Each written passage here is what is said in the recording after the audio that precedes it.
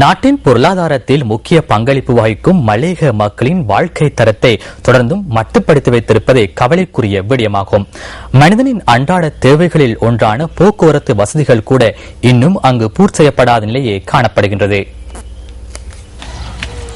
பெரும்பாலான மலையக மக்களின் அடிப்படை பிரச்சினைகளில் போக்குவரத்து பிரச்சினை பாரிய பிரச்சனையாக காணப்படுகிறது.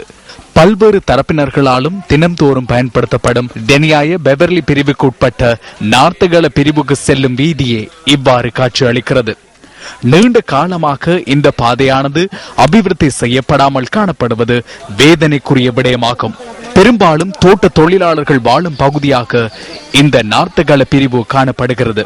நாளாந்தம் பல்வேறு தேவைகளுக்காக பாடசாலை மாணவர்கள் உள்ளிட்ட பலர் இந்த வீதியை பயன்படுத்தி வருகின்றனர்.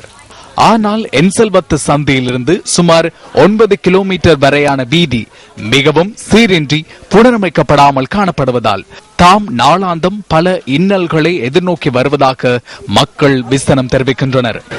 இங்கே போக்குவரத்துல வசதிகள் குறைவு, பாறைகளை சரியான பாறைகள் இல்லை. பிள்ளைகளுக்கு ஸ்கூல் போயிட்டு வர்றதுங்கிறது கஷ்டமாக இருக்குது. பிள்ளைகள் இங்கேருந்து ஸ்கூலுக்கு போகிறதுக்கு 2 கிலோமீட்டர் மாதிரி ஆகுது.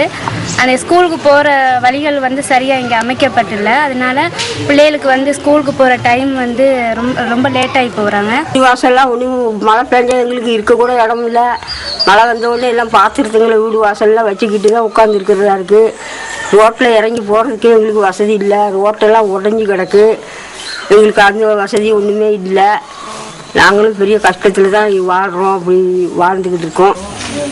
அது மாத்திரமின்றி இந்த பிரிவில் 48 குடும்பங்களைச் சேர்ந்தவர்கள் வசித்து வருவதுடன் அவர்களின் குடியிருப்புகளின் கூரைகள் சேதமடைந்துள்ள நிலையில் காணப்படுவதால் மழை காலங்களில் தமது வாழ்வாதார நடவடிக்கைகள் தொடர்ந்தும் பாதிக்கப்படுவதாக அவர்கள் விசனம் தெரிவிக்கின்றனர்.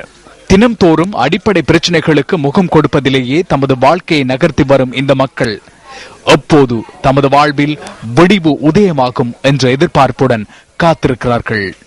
உங்கள் வாழ்க்கை, எங்கள் செய்தி.